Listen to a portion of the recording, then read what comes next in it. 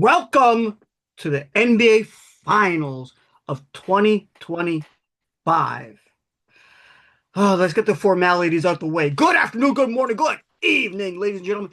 Wherever you are, whatever time it is for you right now, just know that you are locked in on To the Point with the King and the Raptors Freak. This is kind of monumental. It's a collaboration between us, whether you're watching us on Raptors Freak or you're watching us on To the Point. Just know, show each side some love because we're here for you guys. This is what we want to do. This is what we love to do. We're staying up late. Look at Lex. He's yawning. So you guys can find To the Point on Apple, Amazon, Spotify, Instagram, Facebook, Twitter, X, TikTok. Thank you, Arturus. But you guys can most importantly find Raptors Freak every damn morning. I don't know how this guy does it. I don't know. Live stream, leave a comment in the chat. He definitely will get back to you. Very personal guy. And it's my man, the lyrical Leviathan, Lex. How are you doing tonight after watching game one? Good evening, good morning, good afternoon. This is the lyrical Leviathan, the Raptors Freak, Lex in the house. And I'm coming at you after a wild game one with Indiana Pacers taking and stealing the game in front of a crowd in Oklahoma City where they are shook, because they didn't think they'd come into that. There's a good vibes, rumbles out there rumbling around, and boom, what happened again? Well, I've seen this pattern, Brian. There was a couple of other games and series earlier on these playoffs where Indiana came into somebody else's house and So this is what you think about this is what you think about the game one, right? Are we really getting into this real deep right away? Yeah, I want to hear your thoughts on tonight's game. I think I had a little bit of a heart attack at some point, and my anxiety went up. But go on. I would say this, especially with the two of the smallest market teams in the league battling it out for the Larry O'Brien Trophy. Tell me it's not a great thing. It was a fun game. I mean, in some ways, it was. I was surprised at how much Oklahoma City didn't just take off and run in this game. So a testament to Indiana's defense for holding Oklahoma City down from kind of coming just running roughshod on them. It's amazing that Indiana had 24 turnovers tonight, and the Oklahoma City Thunder only had 6, and somehow they won by 1 point. It's amazing that our Canadians had a good showing. But listen, this is a matchup of the backcourts. I'm telling you right now, we saw our guy Luguentz Dort come up and hit 5 huge threes, and he was making Canada look in the second good. Quarter. Yeah. And then, of course, SGA is going to be the leading scorer in the whole entire game and do what he does as the MVP. And Nembhard was key on the other side and doing what he was doing for, the Pacers with, the defense with him and Halliburton and Nesmith was really, really, really a key in this also. I mean, this is a testament to Rick Carlisle, the veteranness of Siakam and Turner, and understanding that the game is not over till it's over. Hang in there and go for the jugular at the end when you could get them. And that's what they did. And they really hurried up at the end. And this is a pattern Indiana's shown. It's like they were saying in the broadcast, This is a 48-minute team. And you cannot let off the gas. And Oklahoma City, you should have known that. You should have rumbled right on over them. Because, in some ways, you had every opportunity this whole entire game. You really did. You know what, Lex? My takeaway from the game was, because this was actually the first playoff game so far. I've only gotten 16 wrong so far, ladies and gentlemen, throughout this whole playoff. Wow. So holla at me for your picks. But this is the one I was actually really vested into for the first time since the 2019 championship, where I was eat, sleeping, living, and breathing this, because what I saw was the two smallest markets in the NBA battling it out with all these young players. Thank you, Paul George, for having that effect on both teams.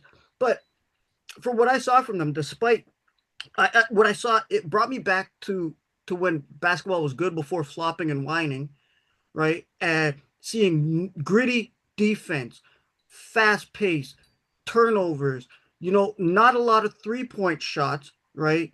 Yeah.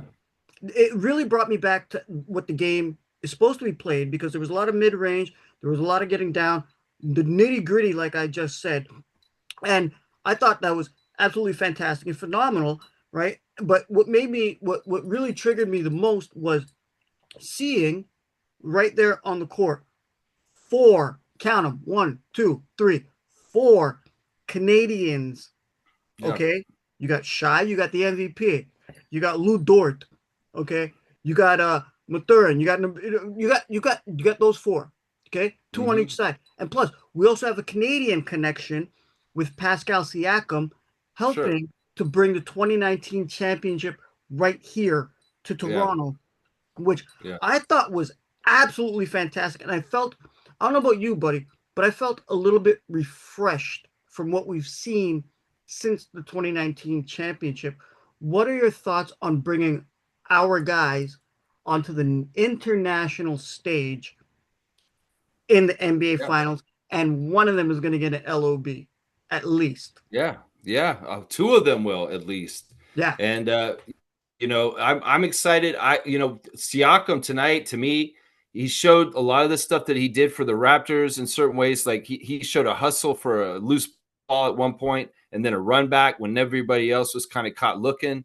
He had a key block in the second half at one point too. He just has his spots and his moments to make winning plays and to really help his team get along and keep being competitive in the game, especially when they're down. And a lesser team would not have hung in there and kind of roll with everything and kind of like stuck with it to be in the position to come back and win by one like this. And that's, like I said, man, I think that the Pacers are going to surprise some people in some ways because a lot of people just think that the Thunder might just sweep them. But obviously that's not true as of tonight. And I said that my official prediction was in 5, but I I don't said know 6. now. You said in 6. I said Thunder in 5, right? Yeah.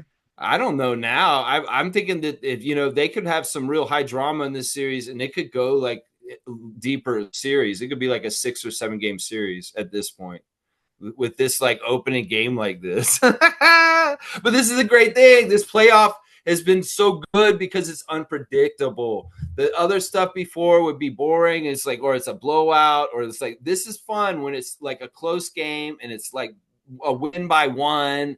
This is what we want to watch for sports because it's competitive, it's exciting, and we can't predict what the hell is going to happen.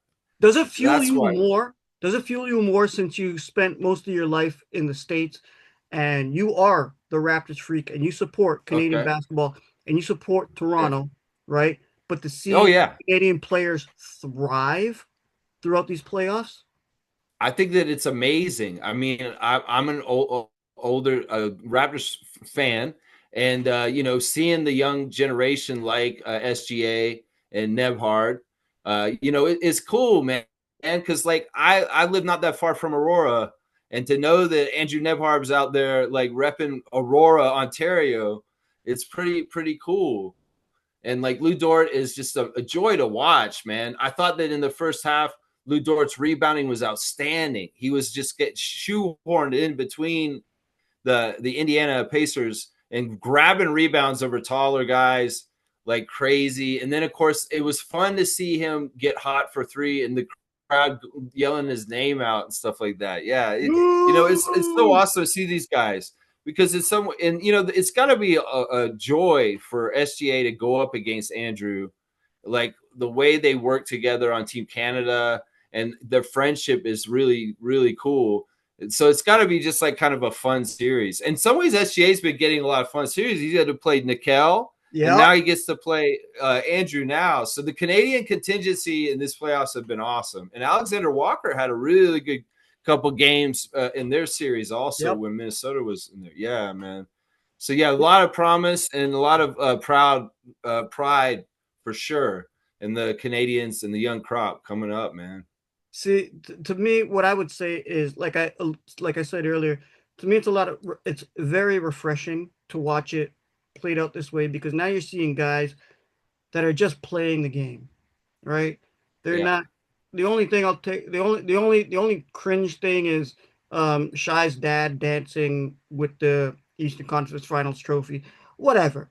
Okay, do the zesty stuff on TikTok. That's fine, right? Hey, he feels good. Yeah, you're gonna get that, whatever, Yeah. right? But just to see a bunch of new faces and a bunch of new names, and considering right now in those finals, Mm. only three players have won a championship, right?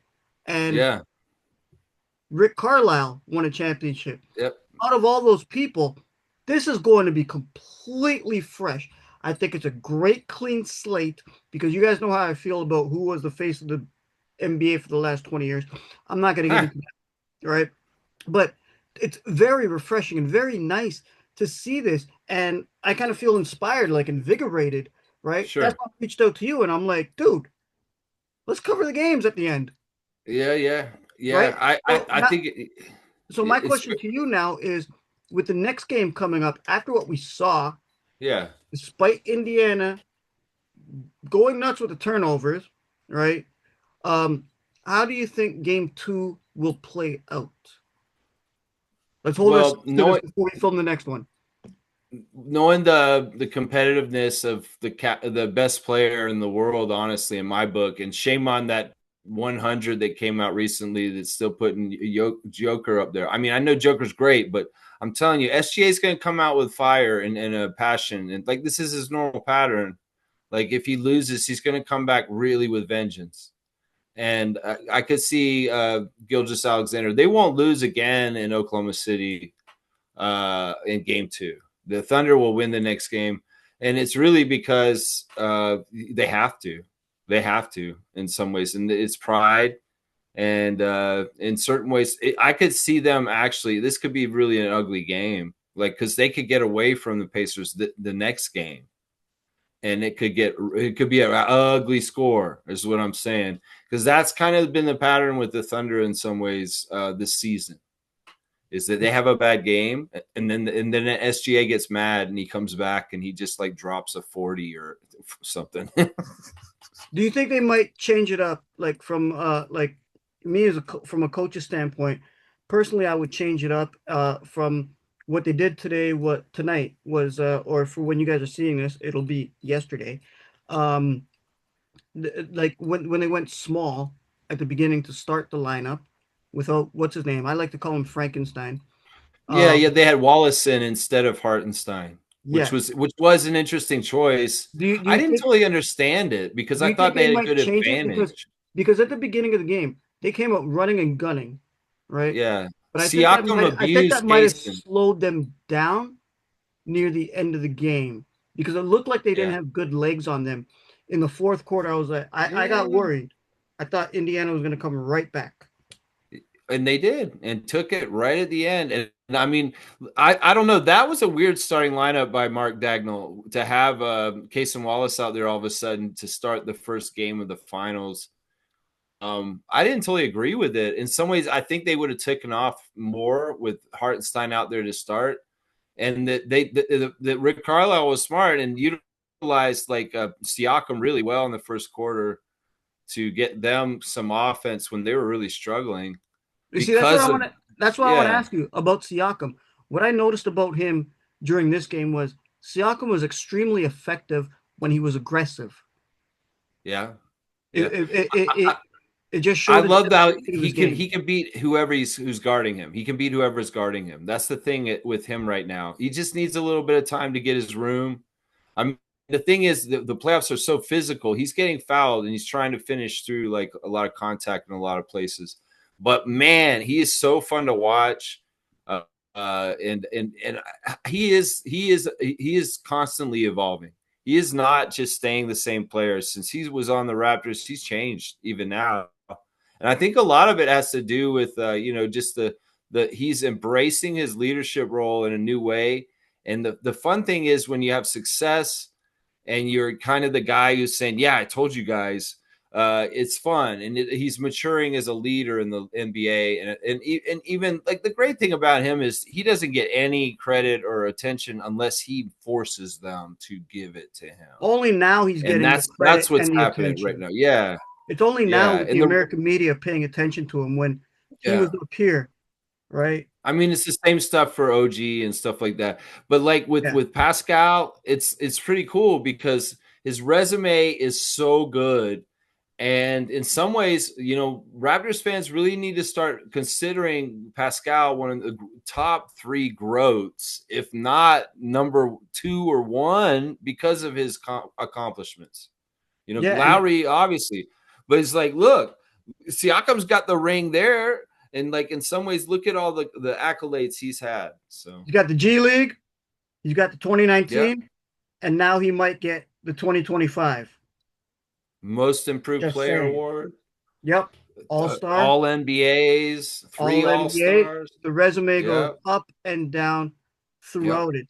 So, Eastern Conference Finals MVP. yep. So before we get out of here, I just want Yeah. to because I know both of us got to get to sleep because, ladies and gentlemen, the Raptors freak. I don't know when he sleeps. 9:30 a.m. baby. I'll be up. There you go. There you go. Live. You guys make sure to chat publicly. I'll be there. What about you? Okay. All right. And shout out to the whole Freak Nation. Shout out to the whole To The Point family. Lex, before we Yeah. get out of here, my brother, because it's a Yeah. late night for the lyrical Leviathan, Yes, Lex, sir. Yes, sir, Ski. before his live stream. What would you like to say about after game 1 tonight, my brother? Because we're covering the whole series. Ladies and gentlemen, you have no choice but to be with us. So, Lex, hit me up, bro. I think that this is going to be a very, very fun, entertaining series, and I think there are going to be twists and turns. I think that even though I said I think that Oklahoma City is going to blow them out in game 2, I could be way, way wrong, and there could be all kinds of crazy things happening. And I think that this series is going to be longer than everybody initially thought now because of this game tonight, and that's fantastic. That's good for the game, and yeah. We'll have to see what happens. Indiana fans are celebrating tonight. Oklahoma City Thunder fans are shocked, just like what's been happening this whole playoffs. They did it to Cleveland. They did it in New York. Now they're doing it to Thunder. Go Pacers. Go Siakam, baby. Let's go. Hey, before we get out of here, I'm just going to say I'm also excited too because with you know who that I will not mention while the NBA viewership went down 58%. A lot of us were uninspired to watch it. After you know who got eliminated from the playoffs in the first round, it went back up 38%, right? And I can't wait to see the numbers on the viewership and how many people out there are actually really excited just to watch. Yeah, I don't know. Basketball. I don't know what the viewership's like, but in some ways, some people may not tune in because it's not a big matchup. But if you like basketball, if you like the chess game between coaches, if you like the two very well built teams playing really, really kind of good high level basketball, then you got this in the finals. That's what it's all about, right? The two best teams playing against each other, and that's what you got in the NBA this year, as far as I'm concerned. So exactly. All right, Lex, my man, I'm joining you, but you're also joining me. So you guys know what to do. Go find Raptors Freak right there. My man Lex, or whichever side he's on the camera. You guys can find us To The Point. Raptors Freak Nation. Y'all are amazing. I love each and every single one of y'all when I chime in with you guys. And if you are with me, I'm saying you're riding with the To The Point family. And Lex, we bringing it from a Canadian point of view to the people out there, and we got to keep doing what we got to do to get our views out there so people actually know what's going on. So can I sign us out? yeah, you go right ahead.